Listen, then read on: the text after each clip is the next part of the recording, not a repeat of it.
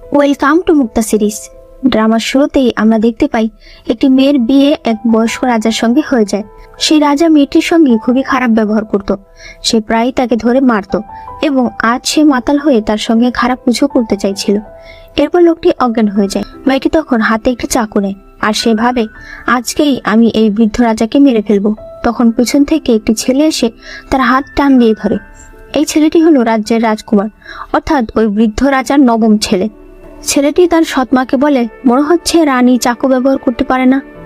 ছেলেটির নাম হলো সাউজি আর মেয়েটির নাম হলো সু। সু মনে মনে বলে, আমি যাকে ভালোবাসি তাকে যদি আমি না পাই তাহলে যে আমাকে ভালোবাসে আমাকে তাকেই মেনে নিতে হবে। এটা বলেই সেই সাউজিকে কিস করে। এরপর সেই সাউজিকে বলে, তুমি এই রাজাকে মেরে ফেলো, তাহলে আমি সারা জীবনের মতো তোমার হয়ে যাব। এই কথা শুনেই সাউজি সুকে কিস করে, অর্থাৎ সে রাজাকে মেরে ফেলবে। এরপর বলা হয় রাজার মৃত্যুর পরে সাউজি সিংহাসনে বসেছে আর সু এখন রাজমাতা হিসেবে আছে। এরপর দেখা যায় সু অনেক ড্রিঙ্ক করছিল। সে তার একজন সেবকের চেহারা দেখে বলে, তুমি দেখতে খুবই সুন্দর, তবে সমস্যা হলো তুমি আমার টাইপের নও। তখন সুয়ের দাসী এসে বলে, আপনার এত ড্রিঙ্ক করা ঠিক হবে না, ড্রিঙ্ক স্বাস্থ্যের জন্য ভালো না। ওই সময় সুয়ের আরেকজন সেবক আসে। সু তাকে দেখে বলে, তুমি তো নতুন পোশাক কিনেছো যেটা তোমার উপর অনেক ভালো লাগছে, তবে তুমি যদি পোশাকগুলো খুলে ফেলো তাহলে আমার মনে হয় আরো বেশি ভালো লাগবে। তখনই কেউ একজন বলে ওঠে, মহারাজ আসছে। সু তখন মনে মনে ভাবে, ও এত তাড়াতাড়ি আসলো কিভাবে। তখনই সাউজি ভেতরে আসে। সাউজি সুকে বলে, আপনি রাজপ্রাসাদে চলুন। সু তখন বলে, আমি তোমার রাজপ্রাসাদে যেতে পারবো না, কারণ তুমি তো জানোই আমি কত খারাপ একজন মহিলা। আমি যদি সেখানে যাই তাহলে সবাই জেনে যাবে যে 5 বছর আগে আসলে কি হয়েছিল। তখন দাসী এসে সাউজির কাছে ক্ষমা চায়। সে তাকে বলে, মহারাজ, রাজমাতা অনেক ড্রিঙ্ক করেছে তাই এভাবে কথা বলছে, তাই দয়া করে আপনি রাগ করবেন না। সু তখন সেখানে থাকা সকল লোকেদের বাইরে চলে যেতে বলে। আর এরপর সে যখন আবারও ড্রিঙ্কস করতে যায়, সাউজি তার হাত থেকে ড্রিঙ্কসটা কেড়ে নিয়ে সেটা খেয়ে ফেলে। এরপর জোর করে সুকে কিস করে। সু তাকে ধাক্কা দিয়ে সরিয়ে দেয় আর বলে, তুমি আমার সঙ্গে এরকম কেন করছো, তুমি তো অনেক বেয়াদব। সাউজি বলে, হ্যাঁ আমি বেয়াদব, তো তুমি কি করবে? তোমাকে রাজপ্রাসাদে আসতেই হবে, কারণ এটা রাজার আদেশ। এরপর দেখা যায় সু সেবকদের সামনে কান্না করছে। সে তাদেরকে বলছে, আমি তো যেতে চাইনি, কিন্তু রাজা জোর করে রাজপ্রাসাদে আমাকে নিয়ে যেতে চায়, সে এই জন্য আদেশ দিয়ে দিয়েছে, সেটা আমি কি করে না করতে পারি বলো? সেবকরা বলে, আপনি এটা কি করে করতে পারেন, আপনি কি করে আমাদের ছেড়ে যেতে পারেন? সু বলে, আমি তো যেতে চাই না, কিন্তু এখন তো আমার হাতে আর কোনো উপায় নেই। এদিকে সাউজি তার সৈনিককে জিজ্ঞেস করে, সে কি আসছে? সৈনিক বলে যে উনি আসছে, উনি রাস্তায় আছে। সাউজি বলে, তুমি ওর আগের মহলটাকে ধ্বংস করে ফেলো, ওই মহলের একটা ইটও যেন ঠিক না থাকে। আমি চাই না ও এসে আবার সেই আগের মহলে যাক। এরপর দেখা যায় হি পরিবারের ম্যাডাম রাস্তায় এসে চিৎকার চেঁচামেচি করছে। সে বলে, সু একটা ডাইনি, জানি না ও এমন কি করেছে যে আমার স্বামী আর আমার ছেলে দুজনেই সারাক্ষণ ওর কথাই বলতে থাকে। এই মহিলার রাজমাতা হওয়ার কোনো অধিকার নেই, সে ছেলেদেরকে বশ করতে জানে, ওর তো পতিতালয়ে কাজ করা উচিত। সু তখন রাস্তা দিয়ে আসছিল আর সে এই সকল কথা শুনতে পায়। সে তখন বলে, আপনি রাস্তার মাঝখানে এসব কি বলছেন? এর থেকে প্রমাণ হয় যে আপনি কতটা মূর্খ একটা মহিলা। আপনি আর আপনার ছেলের আরো লেখাপড়া করার দরকার ছিল। তখন হি পরিবারের ছেলে সেখানে চলে আসে আর সে সুকে বলে, তুমি আমাকে বিয়ে করো, তোমাকে ছাড়া আমি এই জীবনে আর কাউকে বিয়ে করব না। তার মা তখন বলে, তুমি ঘর থেকে কেন বের হয়েছো, যাও ঘরে যাও। সে তাকে ধাক্কা দিয়ে সুয়ের কাছে চলে যায় আর তাকে বলে, আমি তোমাকে ভালোবাসি, দয়া করে আমাকে বিয়ে করে নাও। সু তখন তার কানে কানে কিছু বলে। এরপর দূরে এসে বলে, তোমার এরকম করা ঠিক হয়নি, তোমার নিজের বাবা মায়ের কথা শুনতেই হবে, তারা যেখানে বলবে তুমি সেখানেই বিয়ে করবে। ছেলেটি বলে, ঠিক আছে, তুমি যা বলবে আমি তাই করব। তখন তার মা বলে, তুমি ওর কথা কেন শুনছো? ছেলেটি আবারও বলে, তুমি যা বলবে আমি তাই করব। তার মা তখন বলতে থাকে, এই রকম ছেলে আমি জন্ম দিইনি, এই ছেলে আমার হতেই পারে না। এরপর সু যখন রাজপ্রাসাদে আসে তখন প্রাসাদের কঙ্কবাইনরা তার কাছে আসে। তারা বলতে থাকে, এটা আবার নতুন কে এসেছে, সে তো আর রাজপ্রাসাদ সম্পর্কে জানে না। তাই একজন কঙ্কবাইন বলে, আমি তোমাকে রাজপ্রাসাদের নিয়ম বলে দিচ্ছি, এখানে ভোর 5টায় ঘুম থেকে উঠতে হয় আর রাত 9টার আগে ঘুমাতে যেতে হয়। তুমি নতুন এসেছো তাই তোমাকে অনেক নিয়ম শিখতে হবে। তখন সুয়ের দাসী বলে, আপনারা কঙ্কবাইন হয়ে রাজমাতাকে নিয়ম শেখাতে এসেছেন, এখনই নিচে বসুন। তারা সবাই তখন নিচে বসে পড়ে। তখন সাউজি সেখানে আসে আর সেই একজন কঙ্কবাইনকে বলে, তুমি প্রাসাদের ভেতর নিয়ম কানুন দেখছো, তুমি সেটাই দেখবে, আর উনি আজ থেকে কোর্টের বিষয় দেখবে। সু তখন মনে মনে বলে, আমার সৎ ছেলে কত ভালো, সে আমার জন্য কত ভাবে, এরপর সু যখন বসেছিল তখন তার দাসী বলে, আপনি চ্যান নামের যে ছেলেটাকে খুঁজে বেড়াচ্ছেন সে নাকি রাজপ্রাসাদেই আছে, আর সে নাকি বাইরে আপনার নাম নিয়ে কার সঙ্গে ঝগড়াও করেছে। সু বলে, আমি যাকে খুঁজে বেড়াচ্ছি সে রাজপ্রাসাদেই আছে, এটা তো অনেক ইন্টারেস্টিং হয়ে গেল। রাতে সু যখন নিজের ঘরে যাচ্ছিল তখন সেখানে সাউজি চলে আসে। সু বলে, তুমি কি রাস্তা হারিয়ে ফেলেছো? সাউজি তাকে জোর করে ধরে রাখে। সু বলে, 5 বছর আগে তুমি যেটা করেছিলে এখন কি তুমি সেটাই করতে চাও? তখন আমাদেরকে দেখানো হয় 5 বছর আগে সাউজি রাজাকে মেরে ফেলেছিল, আর সে সুকে বলে, আজ থেকে তুমি আমার। সাউজি সুকে কিস করতে যাবে তখনই সেখানে চ্যান চলে আসে। সাউজি বলে, তুমি এখন যাও, আমি এখন ব্যস্ত আছি। চ্যানকে দেখে সু শুধু দেখতেই থাকে। সু বলে, তুমিও কি আমাদের এখানে আসবে? চ্যান তখন বলে, রাজমাতা আপনি অনেক ভালো মজা করেন। এরপর সে চলে যাচ্ছিল, কিন্তু সু শুধু তাকেই দেখছিল। সাউজি তখন তার গলা ধরে ফেলে আর বলে, কি দেখছো এভাবে? সু তখন বলে, আমি তোমার কাছে একটা জিনিস জানতে চাই, ওই রাতে তুমি আমার ঘরে কেন এসেছিলে? সাউজি তখন বলে, ওই রাতে আমি মাতাল ছিলাম, আর আজও আমি মাতাল হয়ে আছি। এই কথা শুনে সু ঘরে গিয়ে দরজা লাগিয়ে দিতে শুরু করে। সাউজি তখন বলে, তুমি হি পরিবারকে ছেড়ে দাও, নইলে আমি তোমাকে বাঁচাতে পারবো না। কিন্তু সু একদমই তার কথা শোনে না। এদিকে আমরা হি পরিবারের সেই ছেলেটাকে দেখতে পাই। সে সুয়ের কথাটা মনে করছিল। তখন আমাদেরকে দেখানো হয় সু তার কানে কানে বলেছিল, তোমার বাবা মা বেঁচে থাকলে আমরা কখনোই এক হতে পারবো না। আর ছেলেটির হাতে তখন সুয়ের মাথার হেয়ার পিন ছিল। এর পরদিন মন্ত্রীরা এসে সাউজিকে বলে, হি পরিবারের প্রধান মারা গেছে, আর তার ছেলের হাতে রাজমাতার হেয়ার পিন পাওয়া গেছে। তার ছেলেই তাকে মেরেছে, আর আমাদের মনে হয় এই আদেশ রাজমাতাই তাকে দিয়েছে। এই কথা শুনে সাউজি প্রচন্ড রেগে যায়, আর মন্ত্রীরা সবাই ভয় পেয়ে যায়। এরপর একজন কঙ্কুবাইন এসে সুকে একটি ব্রেসলেট উপহার দেয়। সু বলে, সবাই জানে যে ব্রেসলেট আমার পছন্দ না, তারপরও তুমি এই কাজগুলো কেন করছো? এখন চুপচাপ নীল ডাউন হয়ে বসে আমার সঙ্গে এই পুতুল খেলাটা দেখো, এটাই তোমার শাস্তি। দাসী বলে, আপনি গত 5 বছর ধরে এই পুতুল খেলাটা দেখছেন, আপনার কি বিরক্ত লাগে না? কম হলো আপনি 1000 বার দেখেছেন। সু তখন বলে, ভালো করে এটা একবার দেখো, ওই ছেলেটা মেয়েটাকে ভালোবাসার স্বপ্ন দেখিয়ে বন্দি করে রাখে। সে তার বাইরে যাওয়ার সকল পথ বন্ধ করে দেয়, আর প্রতিদিন তার সঙ্গে অনেক খারাপ ব্যবহার করে। দাসী তখন বলে, আমি জানি আপনি এখনই কান্না করে দেবেন, তার আগে আমার এখান থেকে চলে যাওয়া উচিত। তখনই সাউজি সেখানে চলে আসে। সু বলে, রাজা তার কাজকর্ম ফেলে পুতুল খেলা দেখতে এসেছে। সাউজি বলে, হে পরিবার ধ্বংস হয়ে গেছে, এখন কি তুমি শান্তি পেয়েছো? সু বলে, হ্যাঁ, এখন আমার অনেক শান্তি লাগছে। এটা শুনে সাউজি বলে, তুমি কি পাগল হয়ে গেছো? তুমি জানো তুমি কি বলছো?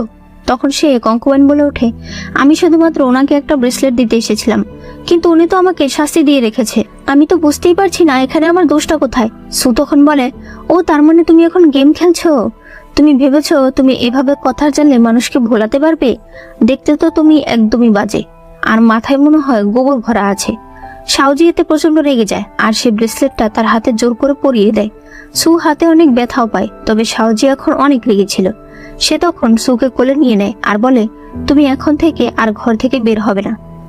এই বলে সবার সামনে সে তাকে ঘরে নিয়ে যায়।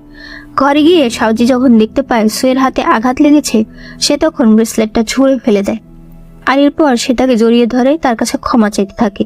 সে বলে, তুমি এরকম কেন করছো? তোমার কি চাই তুমি আমাকে বলো, আমি সেটা তোমাকে এনে দেব। সু তখন হাসে।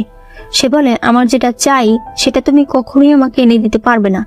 সাউজি বলে, এভাবে কেন বলছো? একবার বলে দেখো, আর দয়া করে আর কেঁদো না। এরপর সাউজি জানতে পারে মন্ত্রীরা সুয়ের বিরুদ্ধে কিছু ষড়যন্ত্র করছে। সে তখন তার সৈনিককে বলে, তুমি সুয়ের সিকিউরিটি আরো বাড়িয়ে দাও।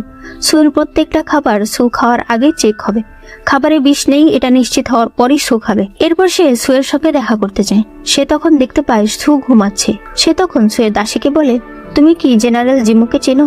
তার নাম কখনো শুনেছো? দাসী বলে, আগে আমি জেনারেল জিমোর কাছেই কাজ করতাম।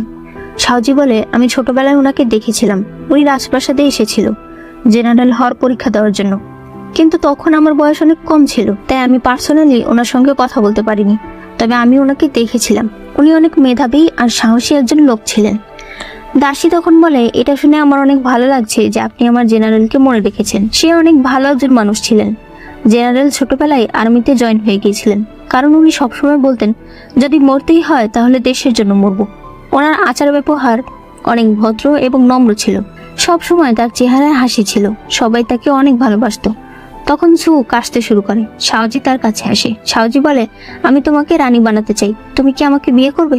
সু তখন বলে, আজও কি তুমি মাতাল হয়ে আছো? শাওজি বলে, হ্যাঁ। সু বলে, মিথ্যে কথা, আসলে তুমি সত্যিই আমাকে ভালোবাসো। এরপর সে নিজেই তাকে কিস করে আর এরপর বলে, আমি চেনকে চাই, তুমি আমার কাছে চেনকে এনে দাও। শাওজি বলে, তোমার কি এখন ওকে পছন্দ হয়ে গেছে? সু বলে, না, আমি শুনেছি ও অনেক সুন্দর ছবি আঁকে, তাই আমি ওকে দিয়ে একটা ছবি আঁকাতে চাই। এসব কথা শাওজির ভালো লাগে না, তাই সে সেখান থেকে চলে যায়। পরদিন সকালে চেন সুয়ের কাছে আসে।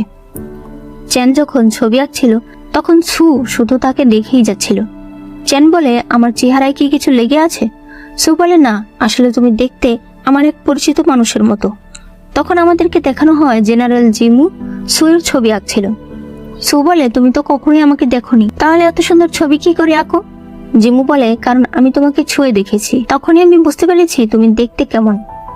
জেনারেল জিমুর চোখ আমরা বাঁধা দেখতে পাই।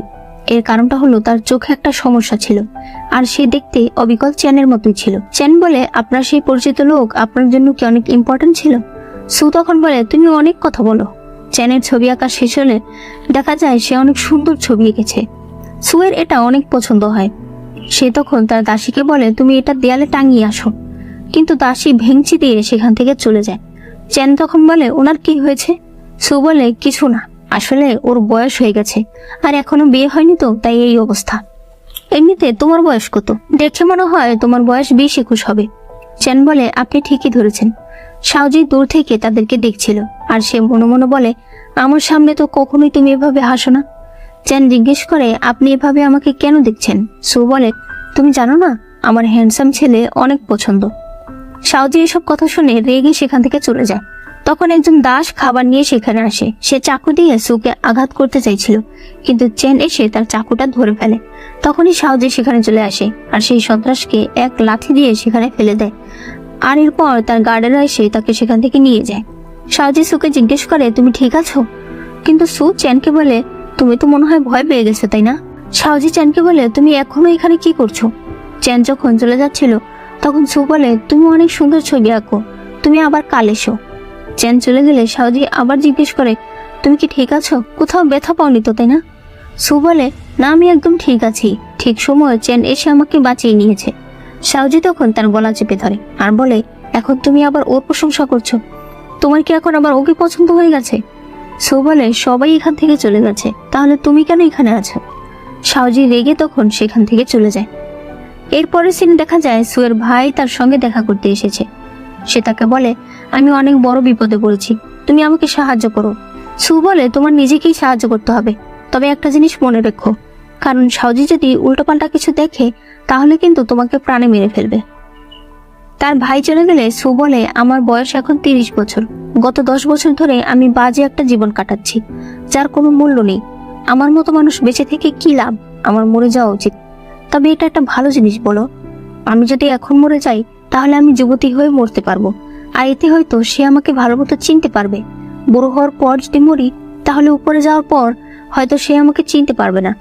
দাসী বলে, দয়া করে এইসব কথা বলা আপনি বন্ধ করুন। এরপর দেখা যায় শাওজি আর সু একসঙ্গে বসে খাবার খাচ্ছিল। শাওজি বলে, তোমার জীবন ওই পুতুল খেলার কাহিনী থেকে অনেক আলাদা, তাই নিজেকে তুমি ওই পুতুল খেলার নায়িকা মনে করো না। সু বলে, আর তুমিও নিজেকে কোনো নায়ক মনে করো না। তবে আমি তোমাকে একটা কথা বলতে চাই, আজ রাতে তুমি আমার সঙ্গে থাকবে? রাতে শাওজি বলে, আমি তোমাকে একটা কথা জিজ্ঞেস করতে চাই, আমি যদি 10 বছর আগে জন্মাতাম তাহলে কি তুমি আমাকে ভালোবাসতে? কিন্তু সু এই কথার কোনো উত্তর দেয় না। এরপর শাওজি যখন ঘুমিয়ে পড়ে তখন সু বলে, আমার জন্ম যদি 10 বছর পর হতো তাহলে অবশ্যই আমি তোমাকে ভালোবাসতাম আর তোমার সঙ্গে সারা জীবন কাটাতাম। পরদিন সু আর চেন একসঙ্গে খাবার খাচ্ছিল আর এদিকে শাওজি বাইরে বের হয়েছিল। তখন সেখানে হি পরিবারের মহিলা বলে, আপনি তো রাজা, আপনার তো উচিত সবার সঙ্গে ন্যায় করা। পুরো রাজ্যে এই কথা ছড়িয়ে আছে যে আমার ছেলে আমার স্বামীকে মেরেছে, কিন্তু আমি জানি যে আমার স্বামীকে আসলে ওই সু মেরেছে। শাওজি বলে, আপনি আপনার স্বামীকে যতটা ভালো মনে করেন আসলে সে ততটাই খারাপ। সে মেয়েদেরকে কিডন্যাপ করতো আর এরপর পাচার করে দিত। সে রাজ্য বিরোধী অনেক খারাপ কাজ করেছে। মহিলা তখন বলে, এগুলো হতেই পারে না, আমার স্বামী অনেক ভালো মানুষ ছিলেন, এই সবকিছু ওই সুয়ের কারসাজি। তখন একজন লোক বলে, ও তো আমাদের রাজ্যের জন্য একটা অভিশাপ, আপনার উচিত তাকে মেরে ফেলা, কারণ সে যদি বেঁচে থাকে তাহলে খুব শীঘ্রই আমাদের রাজ্যে একটা ধ্বংস নেমে আসবে।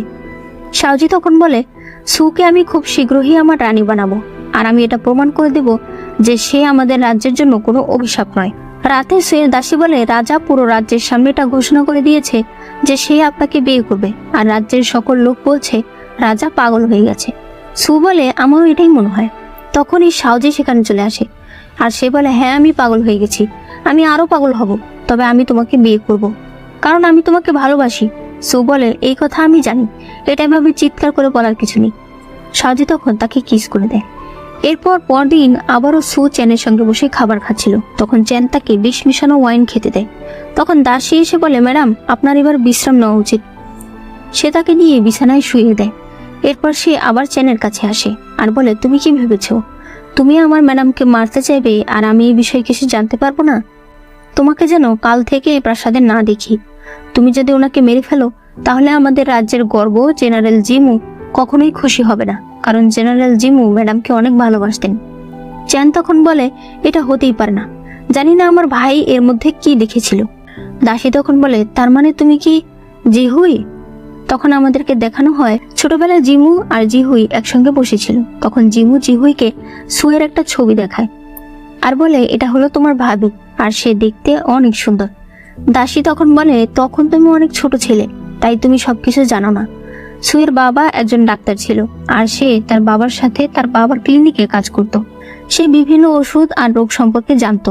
হঠাৎ একদিন জেনারেল জিমুর সঙ্গে তার দেখা হয়, আর সে বুঝতে পারে জেনারেল জিমুর চোখে কোনো সমস্যা আছে।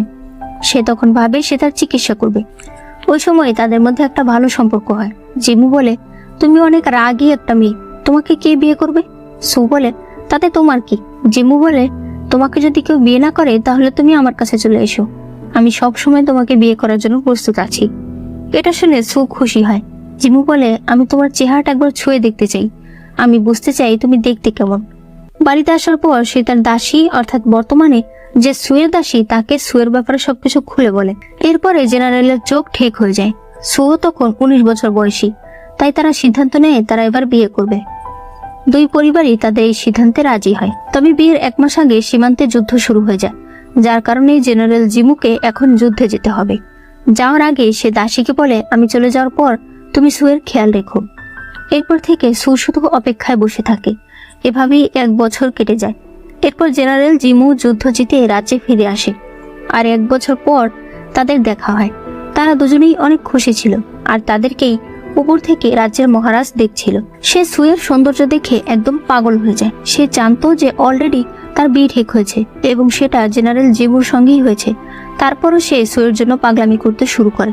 মন্ত্রীরা তাকে অনেক বোঝানোর চেষ্টা করে যে সু খুবই ছোট একটা পরিবারের মেয়ে, কিন্তু তারপরও রাজা তাকে বিয়ে করার জন্য উঠে পড়ে লাগে। সে মন্ত্রীদেরকে বলে, ওই মেয়েটাকে আমার বিছানায় চাই, আর এটা যদি আপনারা না করতে পারেন তাহলে আমি আপনাদের সবাইকে শাস্তি দেব। মন্ত্রীদের হাতে তখন কোনো উপায় ছিল না, তাই তারা সুকে ধরে নিয়ে আসে। তার পরিবার বাধা দিতে চাইলে তারা তার পুরো পরিবারকে শেষ করে ফেলে। এই কথা যখন জিমু জানতে পারে তখন সে সুকে বাঁচাতে চায়, কিন্তু তখন অনেক সৈনিক তার সামনে চলে আসে। জিমু একাই তাদের সঙ্গে ফাইট করছিল, তবে এত লোকের সঙ্গে জিমু পেরে ওঠে না, আর একসাথে অনেকগুলো তলোয়ার তার শরীরে ঢুকে যায়, আর এই কারণে সে আর বাঁচতে পারে না। এদিকে রাজা সুকে বেঁধে মারছিল আর তাকে সবকিছু মেনে নেওয়ার জন্য বলছিল, কিন্তু সু বারবার বলতে থাকে আমার জিমু আসবে। কিন্তু সে এটা জানতো না যে জিমু মারা গেছে, কারণ রাজা তাকে কিছুই জানতে দেয়নি। রাজা প্রতিনিয়ত তার সঙ্গে খুবই খারাপ ব্যবহার করত, তাকে অনেক মারত। প্রাসাদের সামনে এত লাশ আর রক্ত ছিল যে তা পরিষ্কার করতে 3 দিন লেগে গিয়েছিল। দাসী বলে, 1 বছর পর আমি সুয়ের কাছে আসি, তারপর আমি তাকে বলেছি যে জেনারেল মারা গেছে। এরপর থেকে সে একটি জীবন্ত লাশ হয়ে গেছে। তবে এরপর সে সিদ্ধান্ত নিয়েছে যারা যারা তার এই ভাগ্যের জন্য দায়ী সে তাদের সবাইকে শাস্তি দেবে। ওই সকল মন্ত্রীরা যারা কিনা তার পুরো পরিবার ধ্বংস করে দিয়েছে, সু তাদের সবাইকে শাস্তি দিয়েছে, এবং এই পরিবার ছিল তাদের মধ্যে সর্বশেষ লোক যাদেরকেও সু এখন শেষ করে দিয়েছে। দাসী বলে, ম্যাডাম অনেক চালাক, সে জানতেন যে তুমি ওয়াইনে বিষ মিশিয়েছ, তারপরও সে সেটা খেতে চেয়েছিল। তার কারণ হলো সে এখন আর বেঁচে থাকতে চায় না, তার জীবনের সব লক্ষ্য শেষ। তবে ঠিক সময় আমি চলে এসেছিলাম। জিহুই, তুমি যদি ম্যাডামকে মারতে চাও তাহলে আমি বলবো তুমি এখান থেকে চলে যাও, কারণ তুমি তাকে মেরে ফেললে জেনারেল জিমু কখনোই খুশি হবে না। জিহুই তখন বলে, আমি আসলে অনেক বড় অন্যায় করেছি, এরপর সে সুয়ের কাছে গিয়ে বলে, আমার ভাই ঠিক বলেছিল, উনি দেখতে সত্যিই অনেক সুন্দর। এরপর সে চলে যায়। সুয়ের যখন জ্ঞান ফেরে তখন দাসী তাকে বলে, আপনি বুঝতে পারছেন না তাই না? আপনি কি জিমুকে বেশি ভালোবাসেন নাকি শাওজিকে? আমি আপনাকে একটা কথা বলি, আপনি আপনার প্রতিশোধ নিয়ে নিয়েছেন। এবার আপনার নিজের জীবনটাকে সুন্দর করে সাজানো উচিত, নতুন করে শুরু করা উচিত। মহারাজ আপনাকে অনেক ভালোবাসে, আপনার তাকে আপন করে নেওয়া উচিত। সু বলে, আমি এটা করতে পারবো না, কারণ শাওজিকে এমনিতেই মানুষ অনেক আজেবাজে কথা বলে, কারণ সে সবসময় আমার পক্ষে থাকে। আর এরপর যদি আমার সঙ্গে তার বিয়ে হয় তাহলে লোকে তাকে ছি করবে। আমার এখন কারো জীবনে থাকারই কোনো প্রয়োজন নেই। দাসী তখন তাকে একটা চর মারে। সে বলে, তুমি আবারও মরতে চাইছো? আমি তোমাকে শেষবার বলছি, তুমি যদি মারা যাও তাহলে আমিও তোমার সঙ্গে মারা যাব। সু বলে, আমি সিদ্ধান্ত নিয়ে ফেলেছি, আর এই সিদ্ধান্ত এখন আর কেউ বদলাতে পারবে না। এদিকে শাওজি একটা ফানুস বানাচ্ছিল, যার উপরে সে কিছু লিখছিল, কারণ লোকে বলে ফানুসের উপরে কিছু লিখে সেটা আকাশে ছেড়ে দিলে সেই আশাটা পূরণ হয়। তারপর শাওজি সুকে নিয়ে বাইরে আসে। সে বলে, যখন আমার বয়স 15 বছর তখন আমি প্রথম তোমাকে এখানেই দেখেছিলাম, আর প্রথম দেখাতেই তোমাকে আমার অনেক ভালো লেগেছিল। সু বলে, ওই দিন আমি এখানে দাঁড়িয়ে দাঁড়িয়ে ভাবছিলাম নিচের পুকুরটা কত গভীর, আমি যদি এখান থেকে ঝাঁপ দিই তাহলে কি আমি মরে যাব? শাওজি বলে, ওই সময় যে মহারানী ছিল সে আমাকে অনেক মারধর করত, কারণ বাবা তার সব কথা শুনতো। সে আমাকে এই কারণেই মারধর করতো কারণ বাবা যেন আমাকে রাজা না বানায়, তার নিজের ছেলেকে রাজা বানায়। আমি তো কঙ্কুবাইনির ছেলে ছিলাম। সু বলে, ও এই কারণেই আমি বলার সাথে সাথেই তুমি রাজাকে মারতে রাজি হয়ে গিয়েছিলে। এরপর তারা একজন একজনকে কিস করে। শাওজি এরপর সেই ফানুসটা জ্বালিয়ে দেয়। সু বলে, তুমি এতে কি লিখেছো?